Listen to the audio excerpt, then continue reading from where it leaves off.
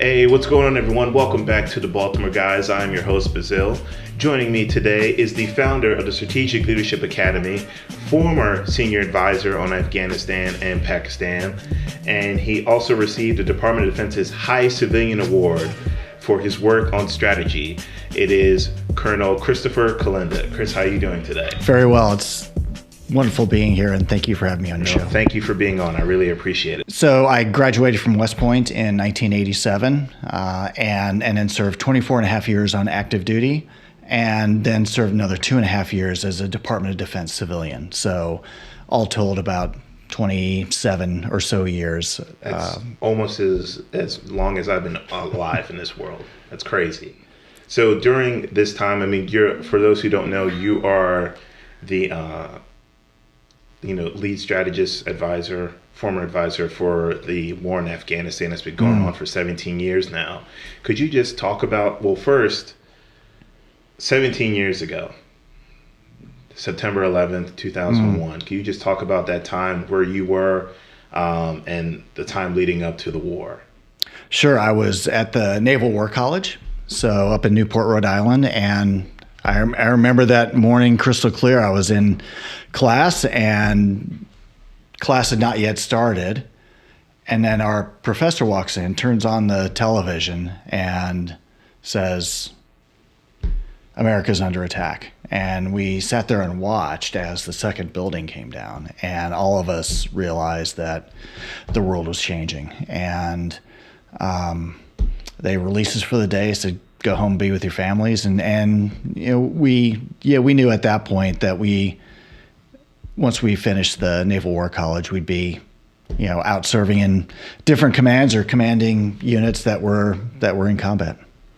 So during that time of what was that time while you were serving, when you got deployed? What was that like for you? So I was the commander of a cavalry squadron of about 800 paratroopers in the 173rd Airborne Brigade, and this was 2007. So we had a lot of soldiers that had been to Afghanistan before, and I had not.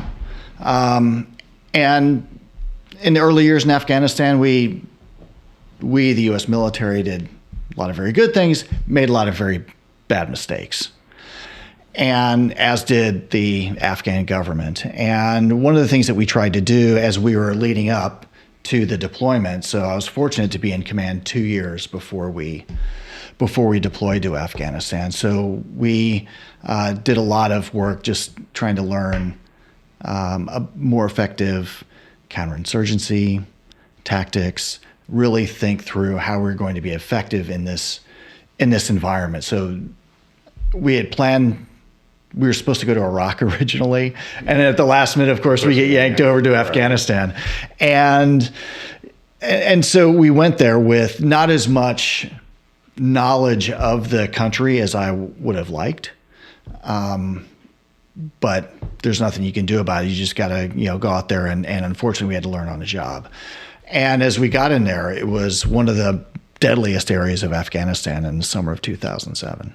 So could you, before I want you to expand upon that, right. But before that, could you talk about what that relationship was like between the U.S. and Afghanistan government as far as trying to formulate a plan, the good and the bad decisions that were made in that strategy? That's a rich field. Look, the ones you feel is best. Yeah. Right. The Taliban took over in Afghanistan in 1996, and they took over from this warlord government that had been really predatory on the people in the aftermath of the Afghan Civil War. So the Taliban come to Afghanistan, or take power in Afghanistan, as a sort of law and order party. Mm-hmm. And it was the most popular thing they ever did was overthrow the warlords. Mm-hmm. And then they managed to do a bunch of things that made themselves really unpopular. They didn't know how to govern. They were incompetent in terms of just basic governance. All sorts of human rights issues. Oh my goodness! And I would tell my Taliban interlocutors several years henceforth, when we began talks with them, I'd say, look, you have to understand that when Americans hear the word Taliban, 3 images come to their minds: blowing up the Buddha statues, execution of women in soccer stadiums, and Osama bin Laden. And none of those things are good for you. And so when September 11th happened, the U.S. and what was called the Northern Alliance in Afghanistan overthrew the Taliban. Most of the Taliban sort of scattered. Some just hunkered down and tried to live a normal life in their homes. Others went to Pakistan. And I mean, really, the new Afghan government, there was so much hope. All they had to do was govern just a little bit better than the Taliban in Taliban areas. That's all they had to do, just govern a little bit better. And they had the entire support of the world behind them. But unfortunately, a lot of government officials, Afghan government officials, got very greedy, began to exploit U.S. taxpayer dollars for personal gain, began to misappropriate all this aid and development, and engaged in very predatory behavior on other Afghans, particularly in areas that had formerly supported the Taliban. So that predatory behavior, land theft, kidnapping for ransom, gross violations of human rights, began to drive people back to the Taliban. And then they would also, many government officials and warlords would try to manipulate U.S. forces into targeting their personal and political rivals. Oh, okay. Yeah, so right. And so they would manipulate this intelligence, and so U.S. forces, unfortunately, would go in and act on this intelligence, which then in turn convinced people that not only was the Afghan government against them, but the U.S. was against them too. And so it began to drive more people towards the Taliban. And so by 2006, the Afghan government had fully blossomed into a predatory and kleptocratic government, so stealing money from the people and engaging in this very aggressive predatory behavior. And the United States was beginning to be looked at by Afghans, particularly in Pashtun areas that had been friendly to the Taliban, in less and less favorable light.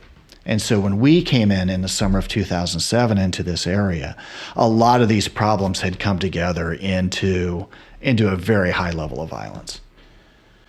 But how does that manipulation happen? I mean, we're the U.S., we're the best military in the world. We have the best as far as intelligence, AI intelligence, communications-wise. I'm not trying to knock Afghanistan as far as their intelligence level, but, when you say that they're manipulating U.S. troops, shouldn't that be almost like we should be able to catch that right away? Or is there more between the lines that most wouldn't understand that can easily just happen? Yeah, I mean, you're dealing with a completely different culture, halfway around the world, different language, different customs, different ways of looking at the world, for the most part, different religion than most Americans have. And it becomes very easy for somebody to get very close to Americans and be very helpful. But with this agenda of once I Stockholm them, once I get them on my side, then I can give false intelligence and say, that guy is Al-Qaeda, that guy is Taliban. And so this individual becomes a source that U.S. forces or intelligence officials may trust.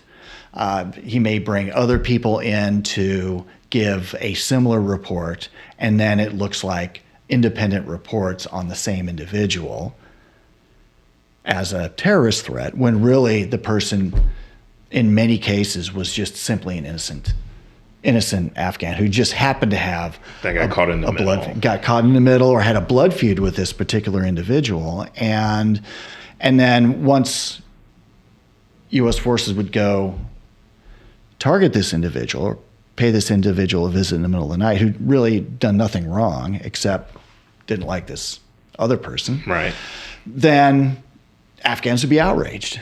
And like, what did I do to deserve this? Why am I being humiliated in front of my family? And if there are if somebody visited an American's home in the middle of the night, there are a lot of Americans who would defend their homes. Right. Well, Afghans aren't any different. So some stranger comes in the middle of the night, beats down your door. Most Afghans are going to try to defend their homes. And then you get civilian casualties, and then you get this idea that, hey, this is not just. And I'm talking about the perception of Afghans.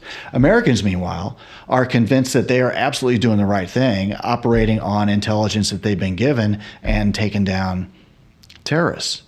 And so it became this very dangerous cycle of manipulated intelligence, violence, civilian casualties, people then making choices to either withhold the support from us and the Afghan government, or even worse, to begin to provide support to the Taliban. So staying on manipulation and how civilian casualties are unfortunately a part of war. Mm-hmm. During your time over there, and also with your talk between the Taliban for peace talks, the word terrorist, is that manipulated here to a broad spectrum where, unfortunately last night the situation happened in New Zealand, right, where 49 were killed, and, just you see a Muslim, you see someone with a hijab on, that label, that could be a potential terrorist. You have Trump over there in the White House, and they had the Muslim ban and the whole logistics of that. Do you think terrorist, the way it's perceived nowadays, is just too broad and put on to those people, knowing that you've been over there, you've interacted with these people, you've seen the situations that's going on? Do you think that's something that the public needs to have a better perception or outlook on? The word terrorism is used way too broadly and for way too many different agendas. So there are proper, like, no kidding, dyed-in-the-wool terrorists. The people in New Zealand who killed 49 people in Christchurch, that's an act of terrorism. I mean, it's deliberately designed to inflict civilian casualties. Al-Qaeda, 9/11, that's terrorism. Oftentimes, many countries, like the Afghan government, or other countries, Syria's Bashar al-Assad, would paint their enemies as terrorists. So they would use this language of terrorism to try to discredit their enemies and to get international support. So it is a term that has been warped outside of its any sort of meaning. Mm-hmm.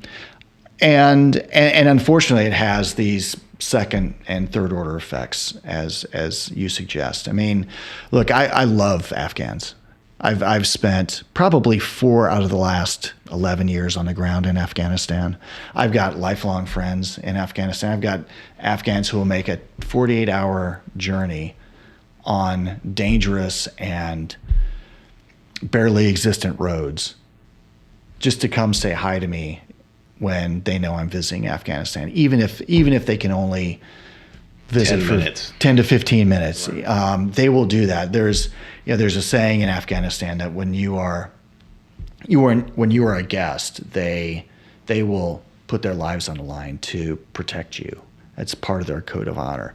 When you are a friend, that's just a whole new level of affinity that for them lasts a lifetime. And it's something very special in Afghanistan, and why my memories of Afghanistan in many ways are so fond, and it's because of the people, and to see what they have been through in the last really 40 years of war. Afghans have been at war for 40 years. To see what they've gone through is, your heart just goes out to them. You want to help in every way that you can, and it therefore even makes me angrier when I see this kind of predatory behavior on a part of the Afghan government. And part of the reason, the main part of the reason, quite frankly, why we're here in Afghanistan, still at war after 18 years, is the Afghan government. The Afghan government couldn't do what they needed to do, which is govern just a little bit better than the Taliban. And unfortunately, there are nearly 2,400 American lives that have been lost in Afghanistan, not to mention tens of probably 100,000 Afghan lives or so killed, wounded. It didn't need to be this way. So I want you to expand upon that friendship that you were speaking of, because you're here in America, they're over there in Afghanistan. I mean, that's hours, day trip, basically by flight to get there. And that's something that I think that we as society, we lose, is that, we Americans think we just have to be friends with Americans. But you're here proving that. I'm over here with somebody who, I was at war with, but now I consider that person a friend. Or not like the Taliban, but I'm saying as far as like just an Afghanistan people. You're over there, you first get there, you're there for war. Now you formulate a friendship and a bond with somebody that, is halfway across the world. Right. And I also want to ask you about, you talked about civilian casualties, and last year I think was the worst. As far that was reported by the United Nations Assistance Mission in Afghanistan, civilian casualties lost. How does that relationship, though, with all the bombings and how I'm sure when you first went to Afghanistan, you saw how it was to now, the way that it is, just looks decrepit and everything. How can you reformulate trust, reformulate friendship, with a country after 18 years of basically being in and out of war, bombings, civilians getting killed? Right. So on your first, just a couple of examples, I guess might be interesting. When we had arrived in Afghanistan in the summer of 2007, one of the deadliest places in the country. One of the things that was happening at my main command post, where I was with probably 200 other soldiers, is we would get these rocket attacks several times a month, 107 millimeter rockets, and they can do a lot of damage if they wind up hitting the outpost. And this would happen several times a month. And there were one particular set of attacks. Some young Afghan boy was killed. It'd absolutely break your heart, because the rocket went strayed off. The rockets are very inaccurate, and some had wounded our soldiers. And I was really fed up about dealing with these rocket attacks, and they would happen on the other side of this big river, and there's no way we get on the other side of that big river except by helicopter. And so I got my leadership around and said, okay, how do we deal with this? And the conventional wisdom would have been, well, go do a night raid in those villages and get the weapons caches, try to find out who's responsible and arrest them. And I said I wasn't convinced that was the right approach. And my Afghan army counterpart said, why don't we go pay him a visit, talk to him?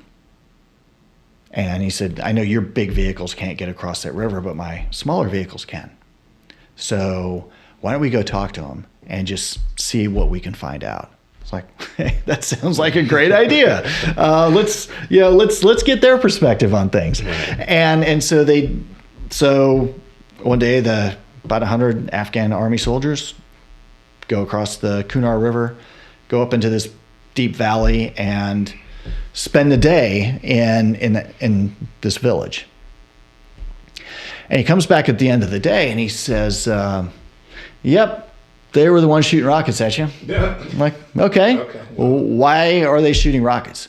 Well, a couple of years ago, U.S. forces and some local militias came and did a night raid in the villages, dragged men out of their homes in front of their families, allegedly stole women's jewelry and ransacked the place, and all because of somebody providing this manipulated intelligence.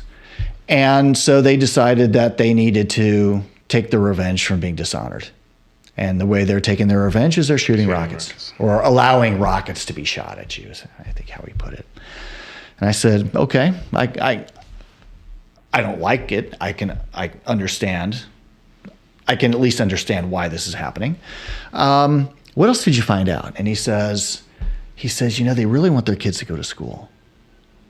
And this is 2007. So he's in the last 30 years, because they've constantly been at war, their kids haven't been able to go to school.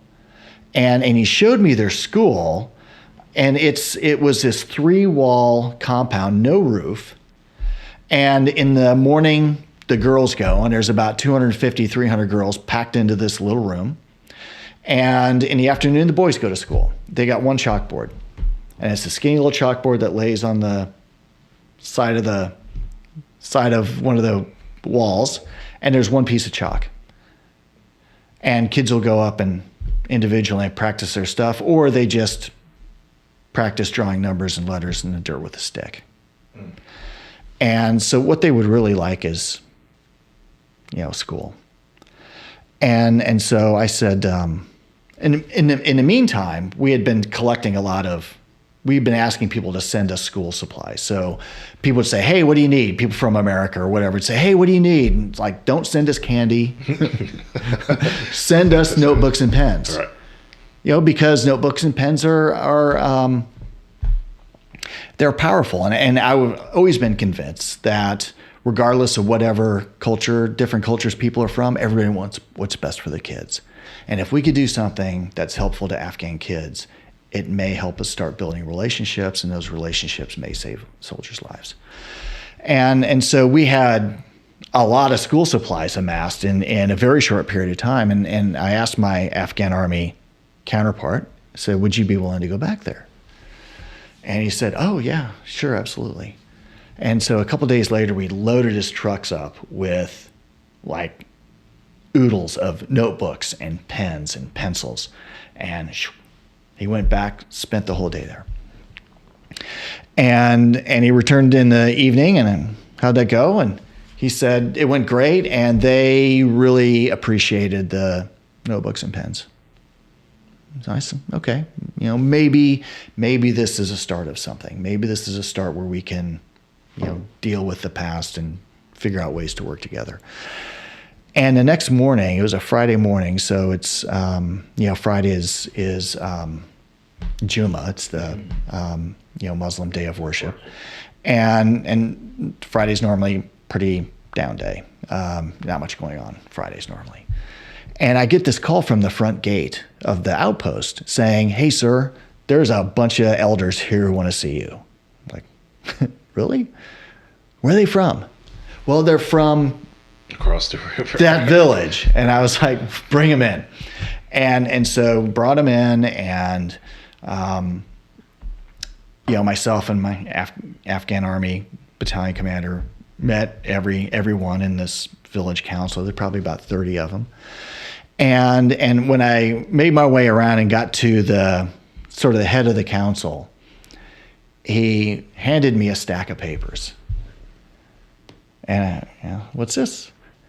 And he says, these are thank you notes from our children, written using the notebooks and pens that you provided. And there are probably about 100 of them. And then he says, there would be more of them, but a lot of the children didn't think their handwriting was good enough for you. And it was just one of those things where you just melt on the spot, and so we talked for 3 or 4 hours that day. And what really impressed me about the elders of this village is they never wanted anything for themselves. Their priority was, we want a school for our kids. And so we're actually able to work together with a organization that built a school organization called Central Asia Institute, which actually built a school in that village, and that school is working to this very day. And I've now formed a long duration, lifelong friendship with the elders there in that village. And it all started with, hey, let's get to the root of the problem. Right.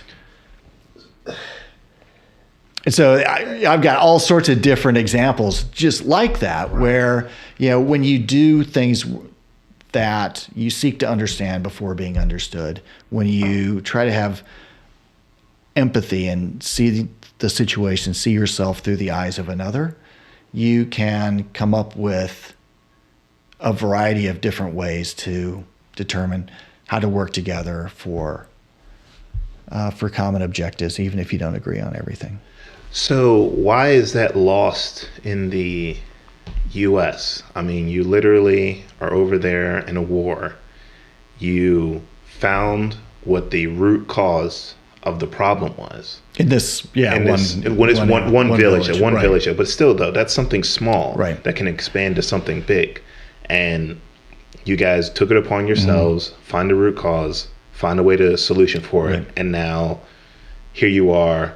I have a lifelong friendship with these elders or these people down. Even though it's in a small village, that's another part of the world. There are people here who can't formulate a friendship with their neighbor, or yet alone, say hi to someone in passing, just because they don't agree with that person may be different. Right. But again, you're in the middle of a war, yet here you are finding solutions for their problems.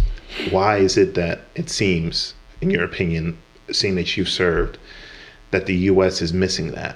Their ability to find out the root causes are for whether it's homelessness, racial differences, police and community disagreements, and try and formulate a solution for that, whereas the media seems to just feed off of that.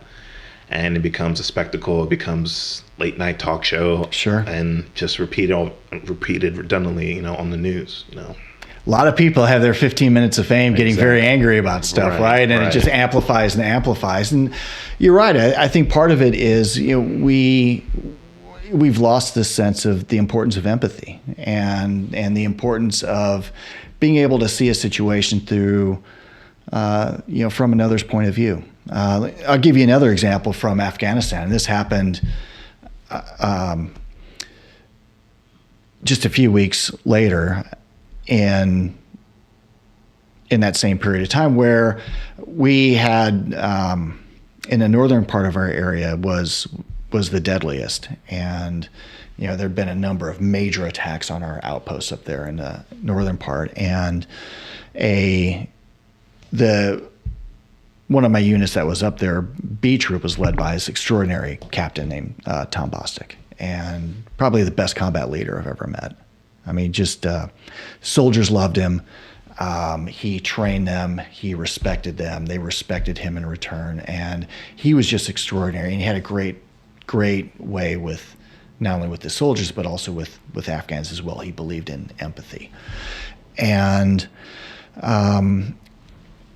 one morning he had gone to a village, and as part of a bigger operation that we were doing, he had gone to a village to just begin to build a relationship and begin to understand what was their point of view. And he had asked to see the elders of the village, and one elder was willing to see him. So he had one elder and a bunch of kids around him, and they talked for about an hour or so, and he noticed the kids had gone. He got this really creepy feeling that something wasn't quite right. And so as the soldiers left the village, he came under this tremendous firefight, biggest thing we'd ever seen. And he and his 80 paratroopers are fighting for their lives for several hours. And Tom is just bringing in airstrikes and artillery, and his soldiers are just fighting exactly the way he taught them to. And then there was this lull in the battle. And I remember talking to Tom about what was going on, what his assessment was, and of course he gives me a great update. And I was probably 5-6 miles away on the side of a mountain during this, and I hear this after about an hour, and the valley just got really quiet. And then I heard this gigantic boom. And a firefight renews again, even bigger. And I'd heard a radio transmission that said the CP's been hit. And that meant Tom, my captain, was under direct fire. And so I gave it a little bit, and I tried to call him on the radio, and there's no answer. And it turns out what happened was, as this firefight renewed, Tom recognized that the soldiers that were nearby him needed to get to a safer location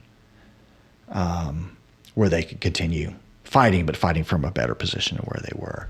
And so Tom had, I think, 4 or 5 soldiers with him at that point in his command post, and he put himself in the line of enemy fire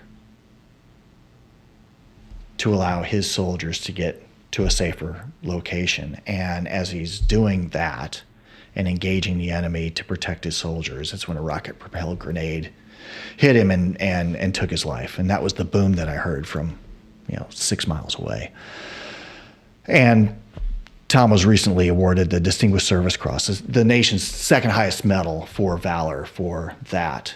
And what was amazing from there was his troop, his 80 paratroopers, continued to fight just as fiercely as when Tom was in command of them, just like Tom would have expected them to do. And it was an amazing testament to his leadership. And so as B Troop continued to take the fight to the enemy, the firefight eventually dies down. And Tom and one other soldier were killed in that fight.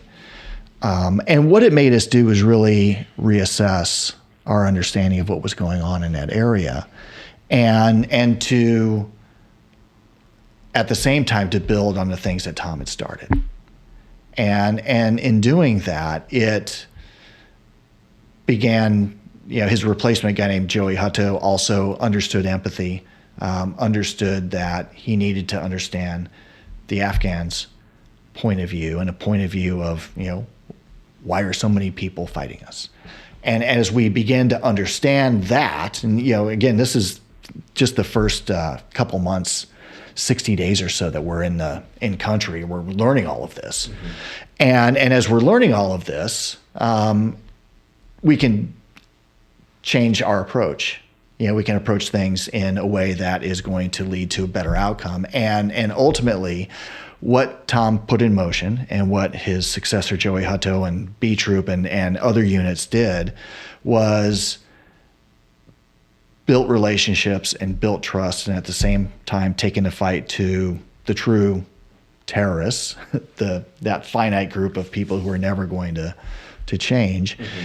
and put in motion what wound up being what is probably the biggest win in the 18-year history of this war, convincing a major insurgent group that had been fighting U.S. forces for a couple years at that point to stop fighting and eventually to join the government. Biggest win in 18 years. And a lot of it had to do with empathy, it had to do with leadership, and knowing when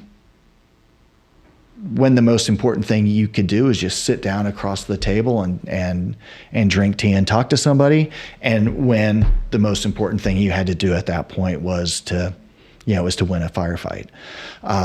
But what they did was extraordinary and led to an even bigger outcome where one of the two main insurgent groups stopped fighting and eventually and joined the government. So that experience led me to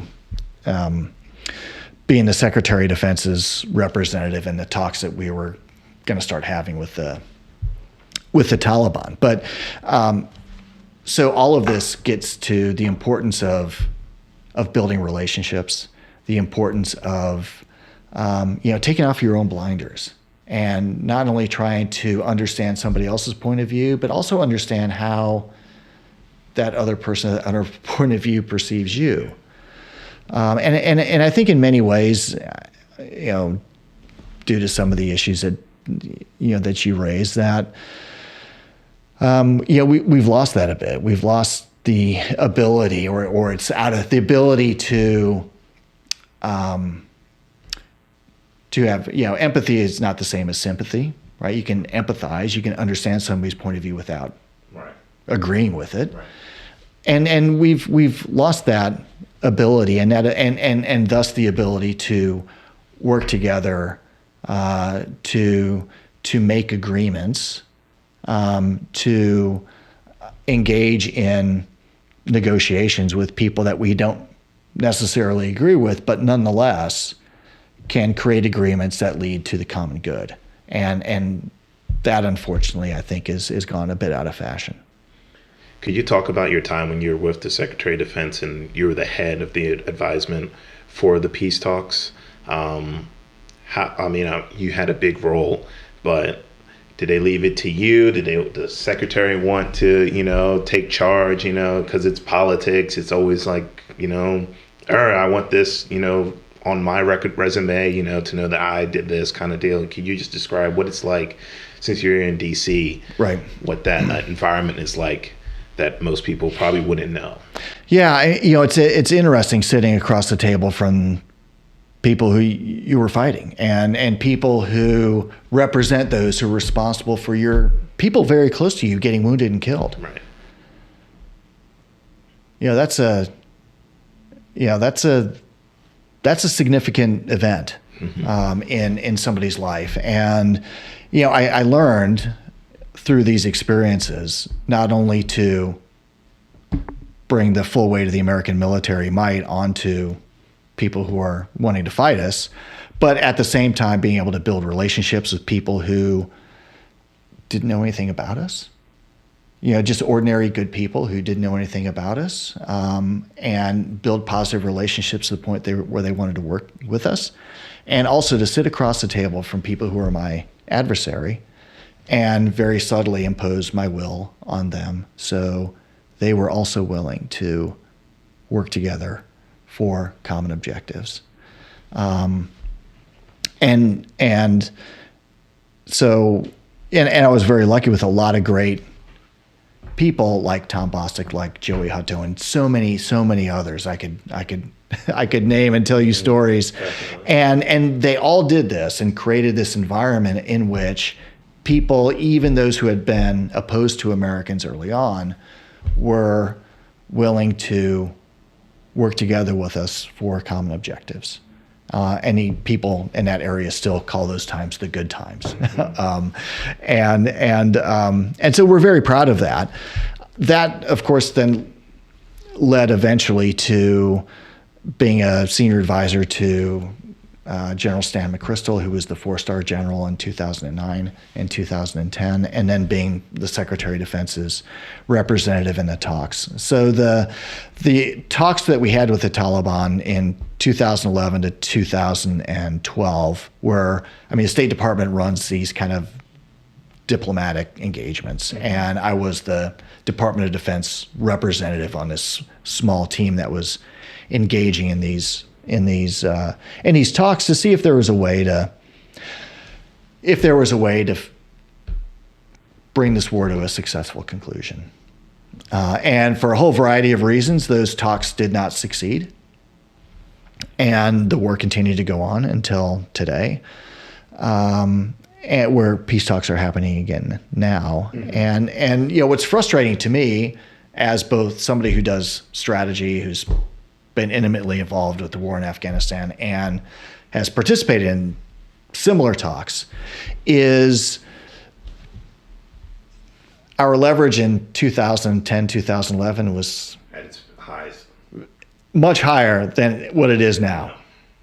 And when you think about the missed opportunities, I think there is so much that the national security establishment, both defense, state, intelligence agencies, et cetera, need to learn from these missed opportunities that we've had in places like Afghanistan and even in Iraq. Why is it that they missed on those opportunities? Is it because ignorance, just arrogance, or, for someone like you who's been in there, you would think they would at least listen to you. Like, hey, I've been down there. This is the issue. This is right. how we got to do it. Why are we missing these opportunities that could have ended this years ago? Yeah, it's mystifying. It's part of the reason why I went to King's College in London and got my PhD, because I wanted to study this very issue. Why is it that we go into these wars, the biggest, most powerful military in the world, biggest, most powerful country in the world, and we can't seem to defeat these ragtag bands of militants in Iraq and Afghanistan? And it's a head scratch. It's like, why are we spending all this money?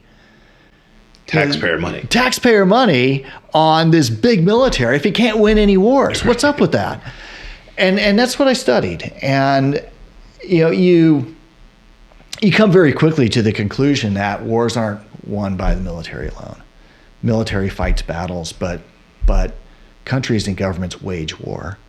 And it is not just about what's going on in the military side, although that has varying degrees of importance, the outcomes of battles, but what's going on, the politics of the host country has actually a bigger determination than what's going on in the battles.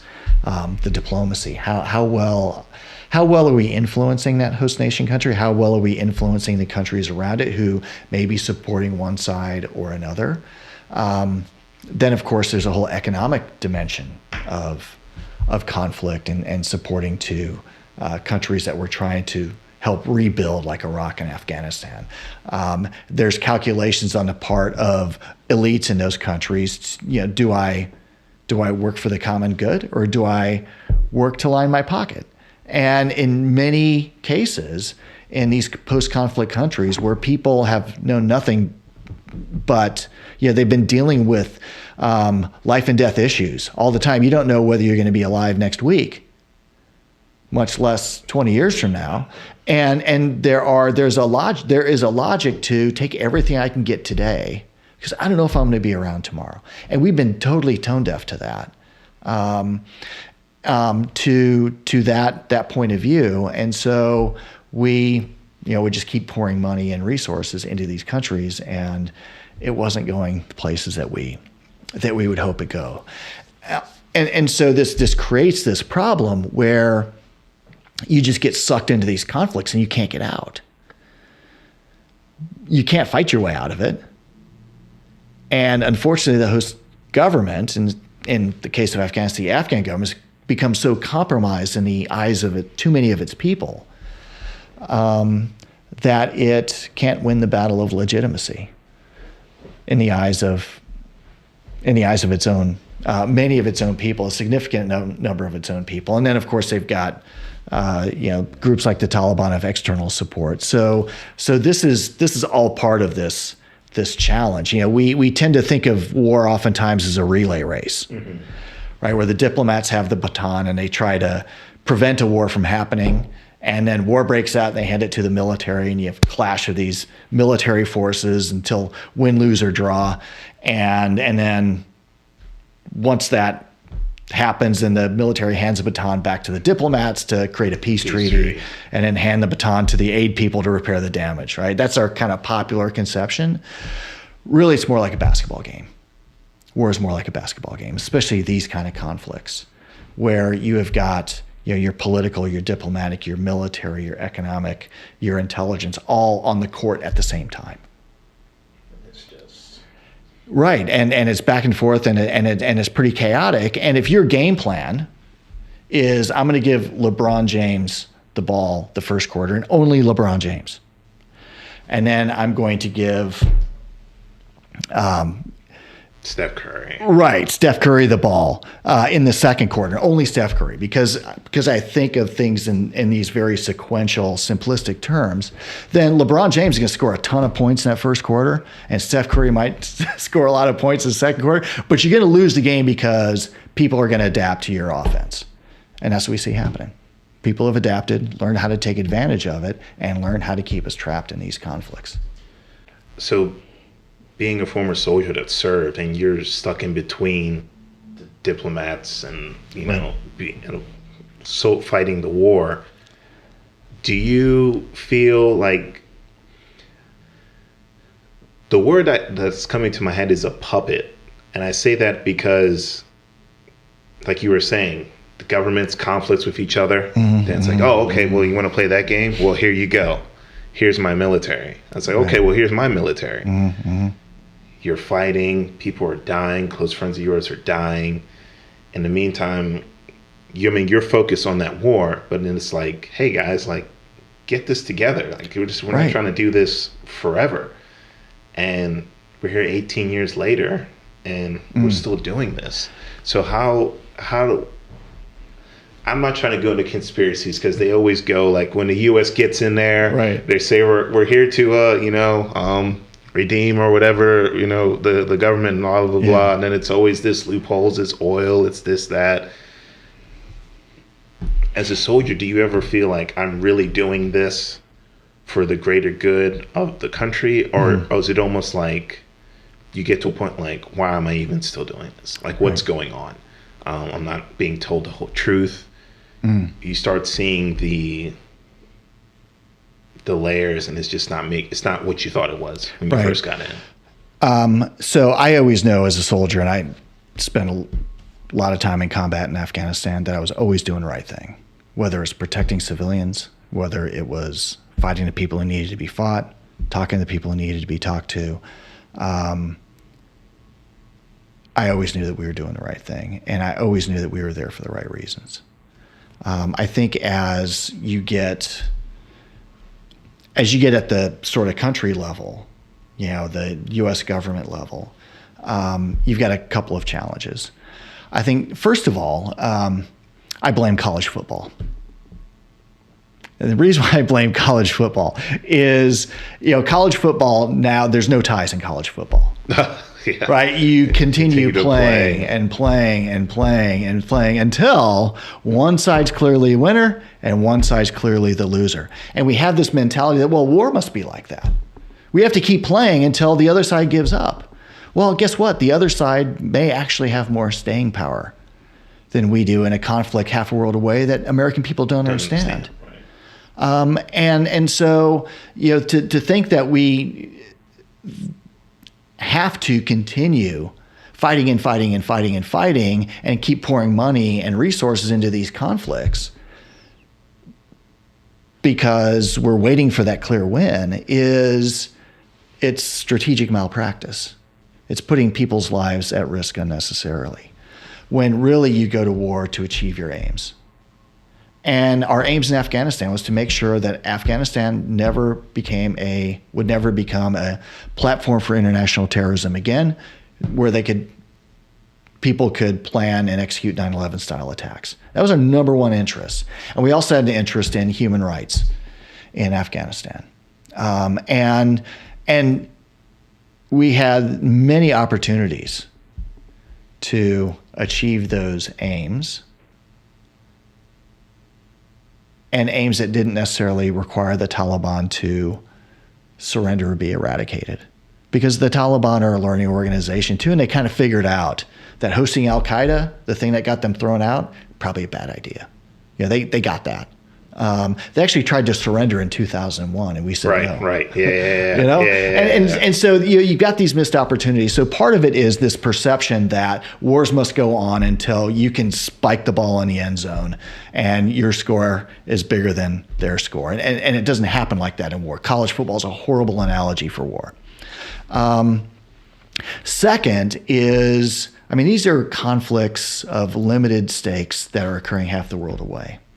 And when you look at how the National Security makes decisions, National Security Council make decisions, National Security Council consists of 4 people: the president, the vice president, the secretary of state, and the secretary of defense. And they've got a group of advisors, like the chairman of the Joint Chiefs, the head of the intelligence community, et cetera, that support them in these decisions. Now, in the White House Situation Room at a National Security Council meeting, there are maybe 20 people sitting around a table. And those same 20 people, about half of whom have a voice, are dealing with every single problem across the globe.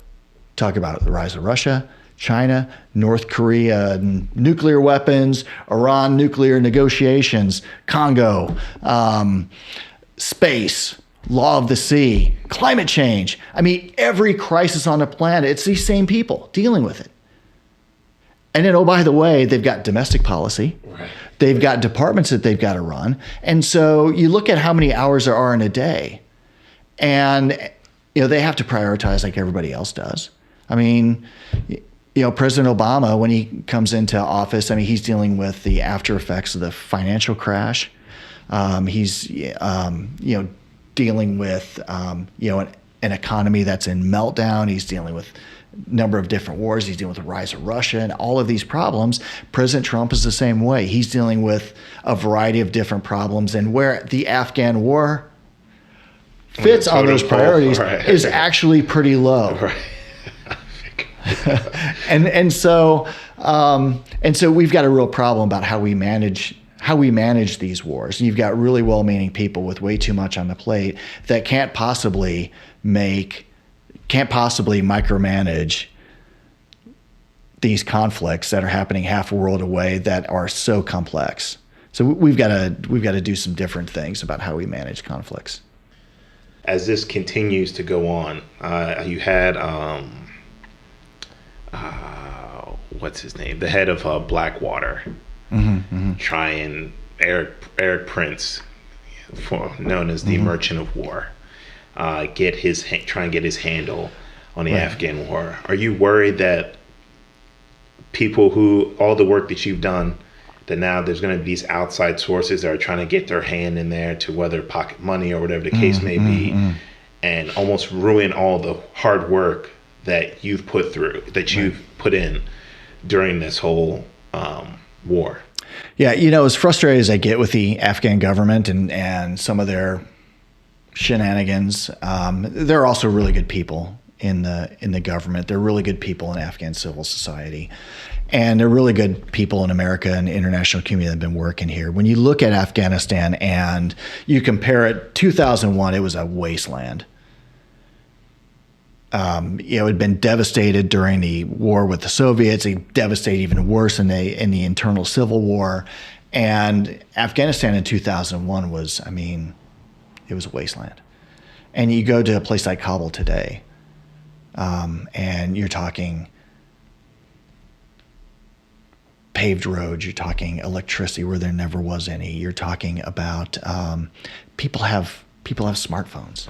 Even people out in the mountains where I was in Kunar and Nuristan, they didn't have any cell coverage in 2007, but they do now. Right.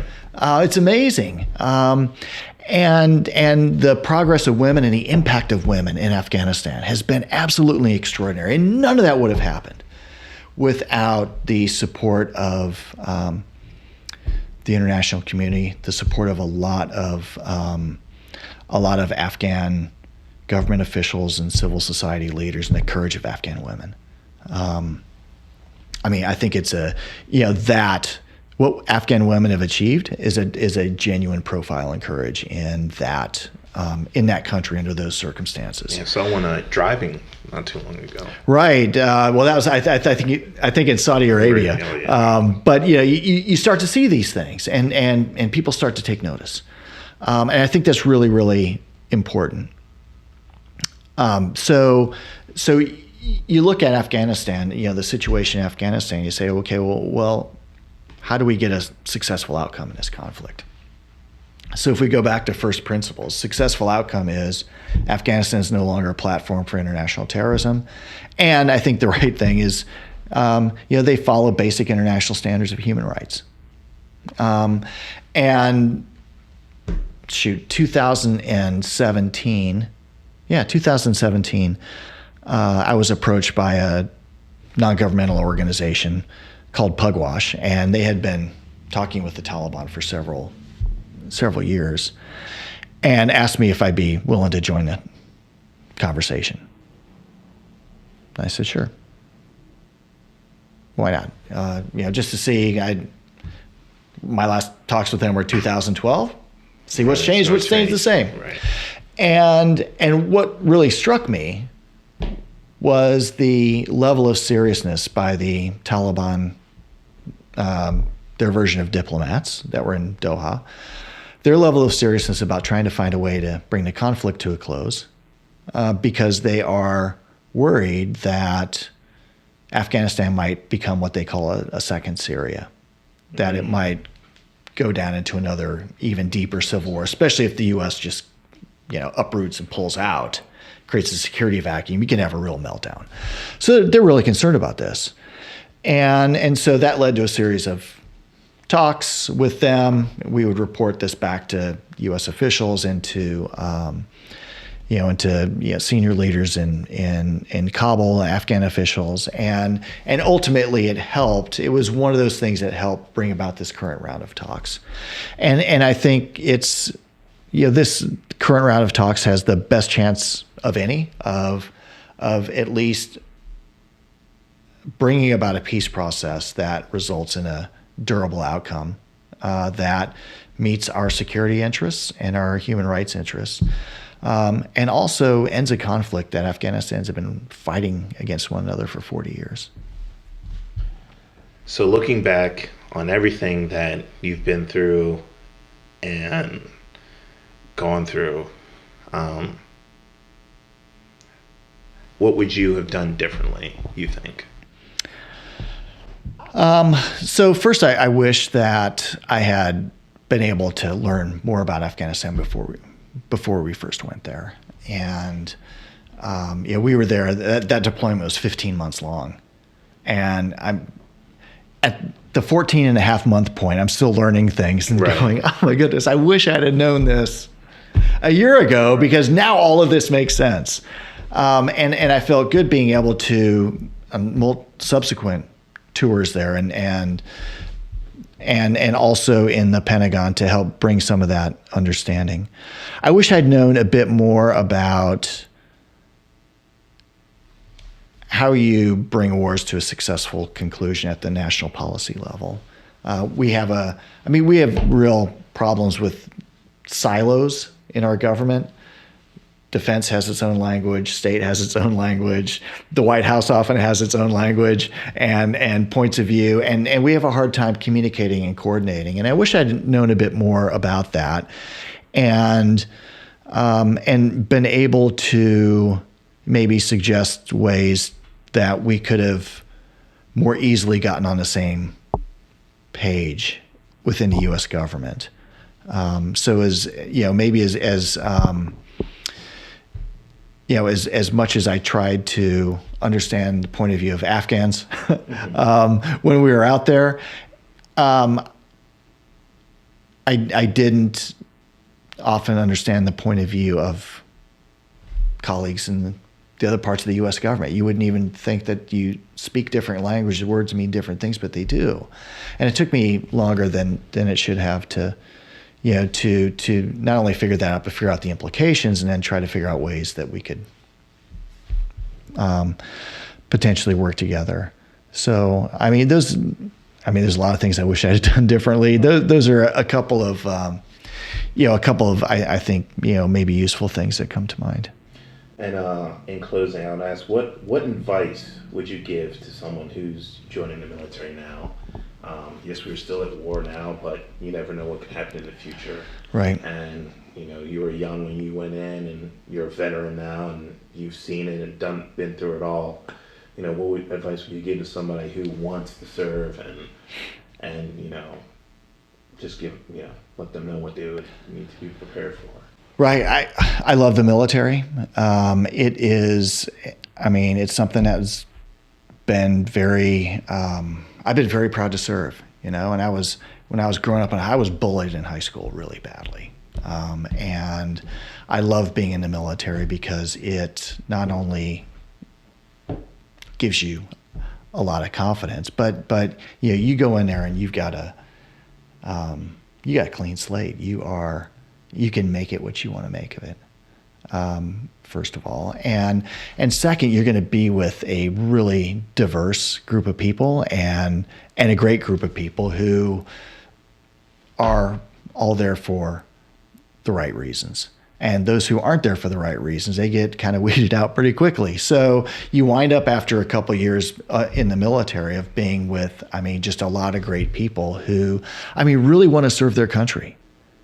and really embrace this idea of doing something that matters beyond yourself.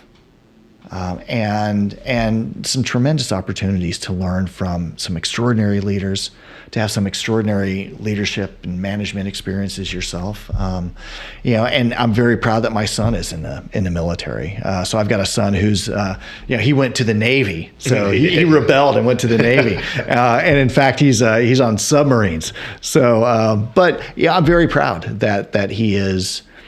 Yeah, that he is there. I've got another son who's, thinking about joining the FBI, and so he's in that process. And they just want to serve, and they want to serve, a cause higher than themselves. And I think that's something that I